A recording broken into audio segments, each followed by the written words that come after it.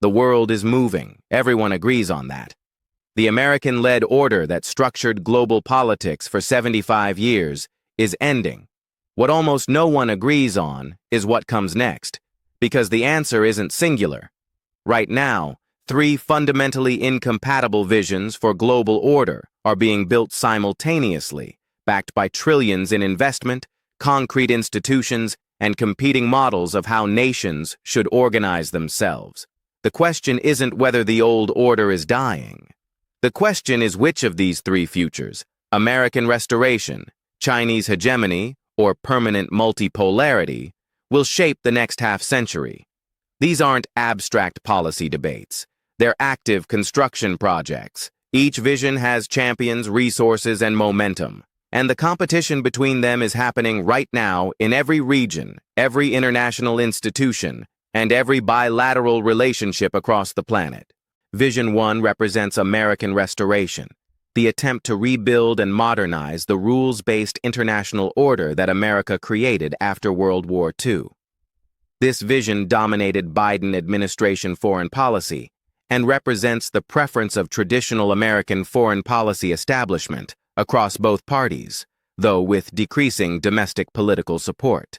The core premise is that the American-led order, despite its flaws and American mistakes, provided unprecedented global prosperity, relative peace among major powers, and a framework for addressing collective challenges.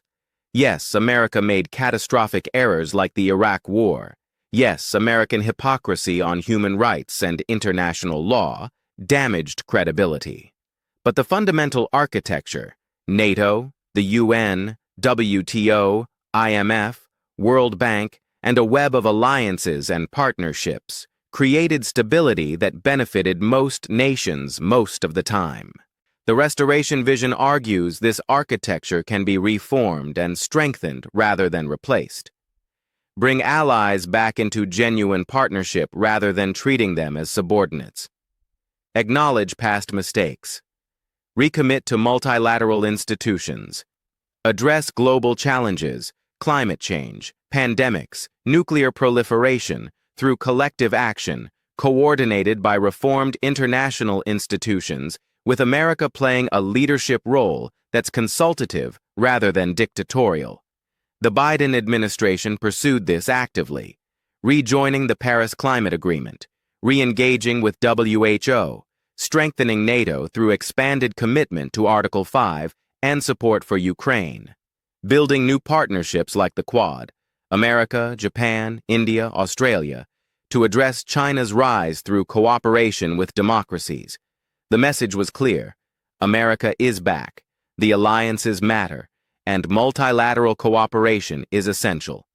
The Quad represents the restoration vision's most innovative element. Unlike NATO's formal treaty obligations, the Quad operates as a flexible partnership coordinating on specific issues: maritime security, technology standards, infrastructure investment in the Indo-Pacific, and climate initiatives. The members share democratic values and concerns about Chinese assertiveness, but maintain flexibility to disagree on specific issues without threatening the overall partnership. The Quad's significance lies in demonstrating that American partnership can adapt to regional needs rather than imposing a one-size-fits-all alliance structure. India participates, despite historical non-alignment traditions and ongoing defense relationships with Russia. Australia balances Quad security cooperation with massive China trade relationships. Japan pursues regional leadership while maintaining the U.S. alliance. The flexibility suggests possible templates for American partnership in a multipolar world. But even the Quad reveals restoration's limitations. India resisted American pressure to condemn Russia's Ukraine invasion, maintaining independent positions based on Indian interests. Australia announced AUKUS, a security partnership with the US and UK, without consulting Japan or India, demonstrating that even within the Quad, bilateral relationships sometimes supersede multilateral coordination. The infrastructure supporting this vision is substantial. NATO remains the world's most powerful military alliance. The dollar remains the dominant reserve currency despite declining share. American universities attract global talent. American technology companies maintain significant advantages in many sectors. The web of alliances, Japan, South Korea, Australia, NATO members, represents combined economic and military power that exceeds any potential rival.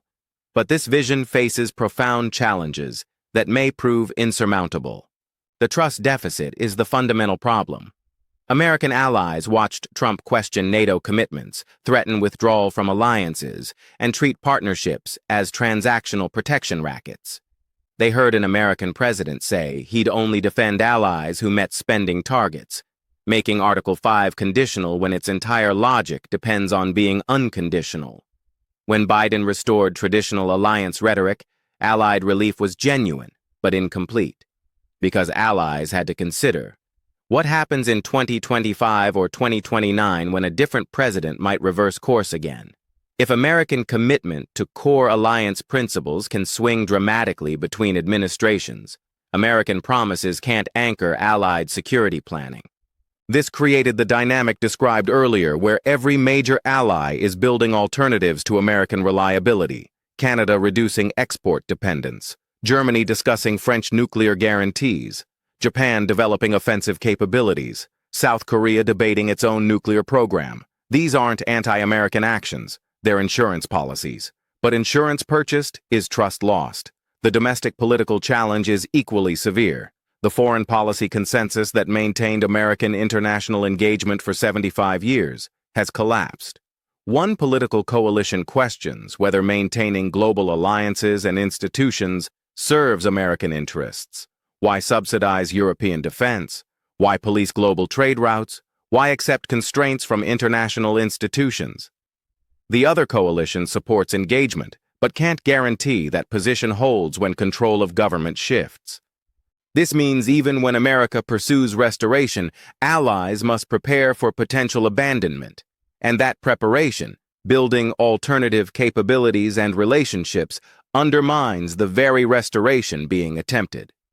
Vision 2 is Chinese hegemony disguised as the community of common destiny for mankind, Xi Jinping's framework for a China-centered global order that replaces American leadership with Chinese leadership while claiming to be more equitable and respectful of sovereignty.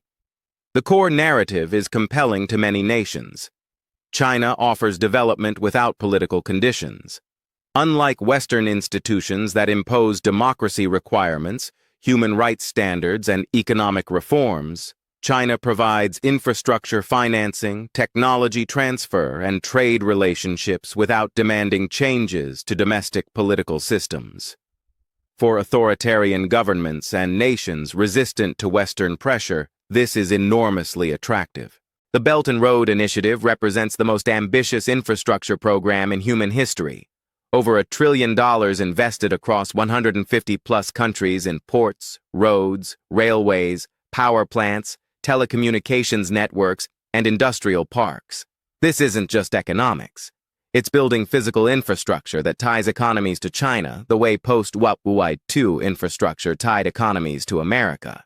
The scale and scope are staggering.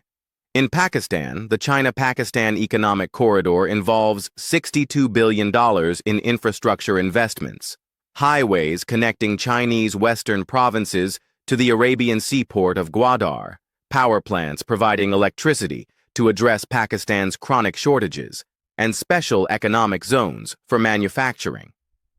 In Kenya, Chinese financing built the standard gauge railway connecting Nairobi to Mombasa, the country's largest infrastructure project since independence. In Greece, Chinese investment in Piraeus port transformed it from bankruptcy to becoming the Mediterranean's largest container port. The pattern repeats globally. Chinese-built ports in Sri Lanka, Bangladesh, Myanmar, and across Africa, high-speed rail projects in Indonesia and Thailand, power plants from Zimbabwe to Ecuador, telecommunications networks across developing nations. Each project creates physical ties, debt relationships, operational dependencies, and economic integration with Chinese systems. The strategic logic is clear. Control of ports provides potential military basing locations and influence over maritime trade routes. Railways and roads facilitate resource extraction, and create markets for Chinese goods. Power plants and telecommunications infrastructure create long-term dependencies where Chinese technology and financing become essential for operations and maintenance. The institutional architecture is being constructed systematically. The Asian Infrastructure Investment Bank provides development financing outside Western institutional control, and notably, major American allies like the UK, Germany, and Australia joined despite American opposition. The BRICS New Development Bank offers alternatives to IMF lending. The Contingent Reserve Arrangement provides emergency financing without IMF conditions. These institutions are functional, well-capitalized, and operational. The technology dimension is equally significant. China's Digital Silk Road exports surveillance technology, 5G infrastructure, e-commerce platforms, and digital payment systems to dozens of countries. Nations adopting Chinese technology standards increasingly integrate with Chinese digital ecosystems rather than Western ones, creating long-term dependencies and influence mechanisms. The political support structure is explicit. China provides diplomatic backing at the UN, vetoes when needed, votes in international bodies, political cover for authoritarian allies. When Western nations criticize human rights abuses, China organizes counter-coalitions of nations defending sovereignty and non-interference. This creates alternative sources of international legitimacy for governments facing Western pressure. Military dimensions are developing. China's Navy now exceeds the U.S. Navy in total vessels. The South China Sea bases project power across maritime Asia. Military cooperation with Russia, joint exercises with partners, arms sales to nations cut off from Western suppliers. China is building security relationships that provide alternatives to American military partnerships. The vision's appeal is real in specific contexts. For African nations exhausted by decades of Western development aid that came with extensive conditions but limited results, Chinese infrastructure investment that builds actual roads, ports, and power plants without lectures about governance is attractive. For authoritarian governments, Chinese support provides crucial international backing without demands for democratic reforms. But the Chinese vision faces serious obstacles to becoming truly hegemonic. Trust is the fundamental problem. Nations working with China don't trust Chinese intentions. The Belt and Road debt trap concerns are real. Multiple countries found themselves unable to repay Chinese loans and forced to hand over infrastructure assets to Chinese control. Sri Lanka's Hambantota port being the most prominent example. This creates wariness, even among nations accepting Chinese investment. The authoritarian model itself is a limitation. China's domestic system, comprehensive surveillance, political repression, ethnic persecution in Xinjiang, repels many nations ideologically even if they're willing to work with China economically. The vision of Chinese global leadership means accepting or tolerating Chinese domestic practices that many find abhorrent. Regional neighbors particularly fear Chinese hegemony. Japan, South Korea, Vietnam, Philippines, India all have territorial disputes or strategic concerns about Chinese dominance. They'll work with China economically but resist Chinese political leadership and seek balancing relationships with other powers, including America. The most fundamental problem is that Chinese hegemony would simply replace American hegemony. Different leadership, but same basic structure of one dominant power setting rules. Many nations exhausted by American dominance aren't eager to accept Chinese dominance instead. They want genuine multipolarity where no single power dominates. Vision 3 is permanent multipolarity, a world with multiple power centers rather than one hegemon, where coalitions form around specific issues rather than fixed blocks, and where regional powers have substantial autonomy in their spheres of influence. This vision isn't centrally coordinated because that would contradict its fundamental premise, but it's being actively constructed by European strategic autonomy initiatives, ASEAN centrality in Asia, and middle power coalitions globally. Europe's approach is clearest. France's Macron declaring NATO brain dead and advocating European strategic autonomy. The EU developing independent military capabilities through PESCO, Permanent Structured Cooperation. European defense spending increasing but directed toward European-led capabilities rather than American systems. The goal is explicit: Europe able to defend itself and pursue its interests without depending on American leadership or approval. The concrete initiatives are substantial. The European Defense Fund allocates billions for collaborative defense projects. The European Peace Facility finances military operations and security assistance. PESCO includes over 60 projects ranging from joint military training facilities to development of European military transport aircraft and European cyber defense capabilities. France and Germany are developing a joint fighter aircraft, the Future Combat Air System, specifically to reduce dependence on American military technology. The political dimension is equally important. Macron advocates for European dialogue with Russia independent of American positions. The EU pursues its own Iran policy despite American opposition. European nations maintain trade relationships with China even when America pressures them to decouple. This isn't anti-American. It's European assertion of autonomous interests that may align with American preferences but aren't subordinated to them. The challenge is internal European division. Eastern European nations, particularly Poland and the Baltic states, trust American security guarantees more than European capabilities and fear that strategic autonomy means reduced American commitment. This creates tension within Europe between those prioritizing independence from America and those prioritizing protection against Russia. This doesn't mean Europe leaves NATO or becomes anti-American. It means Europe develops capabilities, so it has options. If America is reliable, the alliance continues benefiting both sides. If America becomes unreliable, Europe can function independently.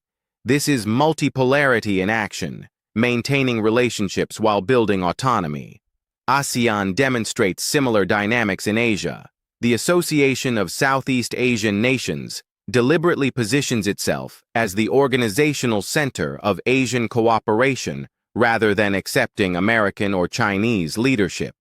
The Regional Comprehensive Economic Partnership, RCEP, includes both China and American allies, but not America, creating an Asian economic space that doesn't require American participation. ASEAN's approach is sophisticated. The organization maintains dialogue with both America and China through separate frameworks. The ASEAN Regional Forum includes America. The ASEAN-China dialogue provides direct communication with Beijing. ASEAN nations host American military facilities while conducting extensive trade with China.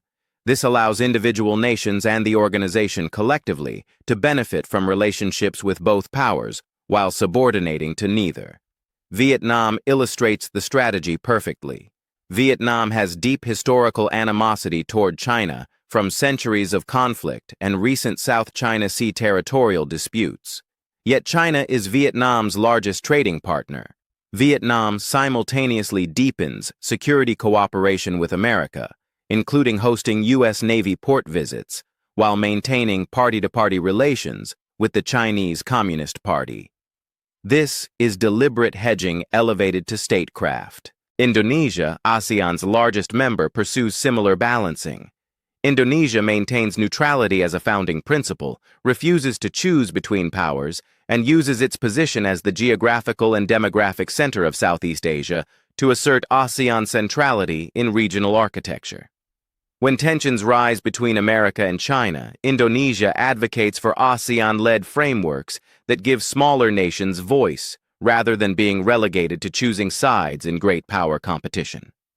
ASEAN nations individually hedge between America and China, security relationships with America, economic relationships with China, and multilateral frameworks through ASEAN that maintain regional autonomy.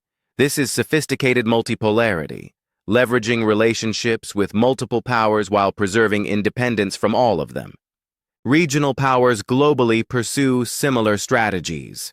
Turkey maintains NATO membership while cooperating with Russia and pursuing independent regional objectives in Syria, Libya, and the Caucasus. India participates in the American-led Quad while maintaining defense relationships with Russia and refusing to join Western sanctions. Brazil leads Latin American diplomacy often contrary to American preferences while maintaining economic ties with China and the West. The institutional architecture of multipolarity is emerging through regional organizations, issue-based coalitions, and flexible partnerships. The African Union plays larger roles in African security. The Gulf Cooperation Council coordinates regional policy. Mercosur integrates South American economies.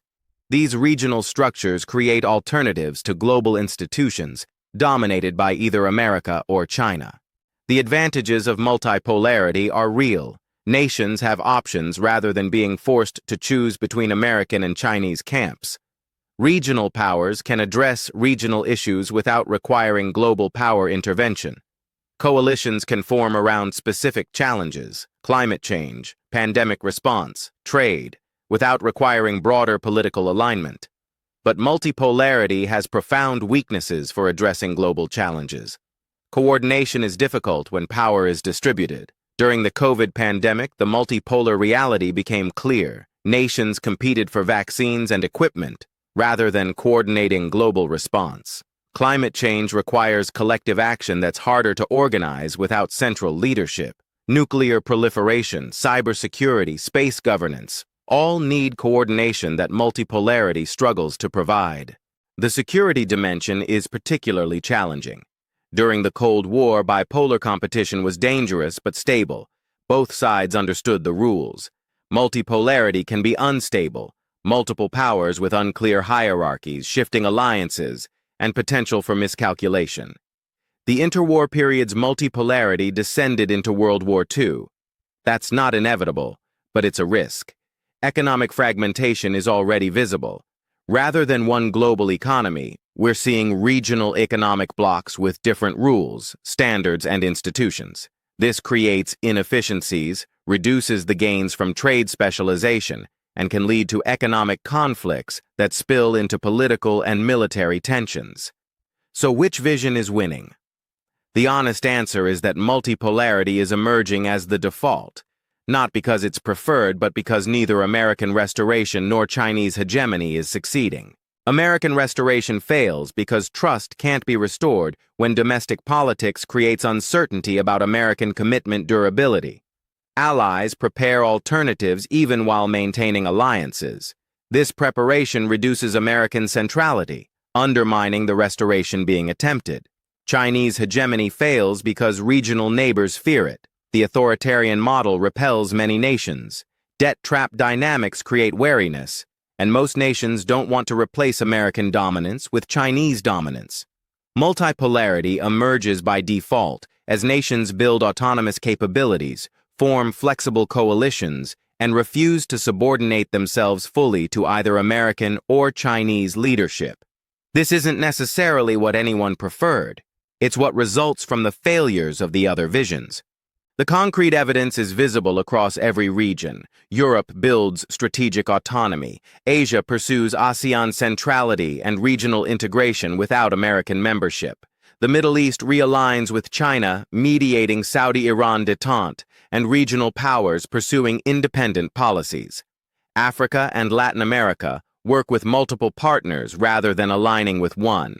The 2050 scenarios help clarify possibilities.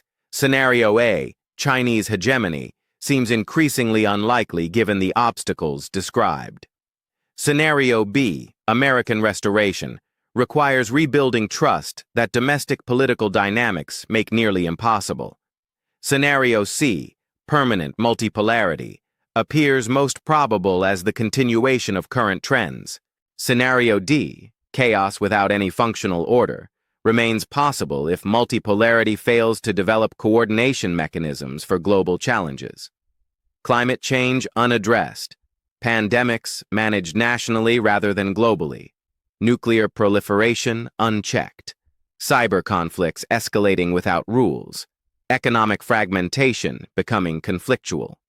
This is the dark version of multipolarity where distribution of power prevents effective collective action. The choice between these scenarios isn't primarily made by great powers. It's made by middle powers and smaller nations, whose alignment decisions determine which vision gains momentum. If most nations continue hedging, maintaining relationships with multiple powers while refusing subordination to any, multipolarity persists and deepens. If nations conclude they must choose between American and Chinese camps, bipolar competition emerges. If America somehow restores allied trust through consistent behavior across multiple administrations, restoration becomes possible.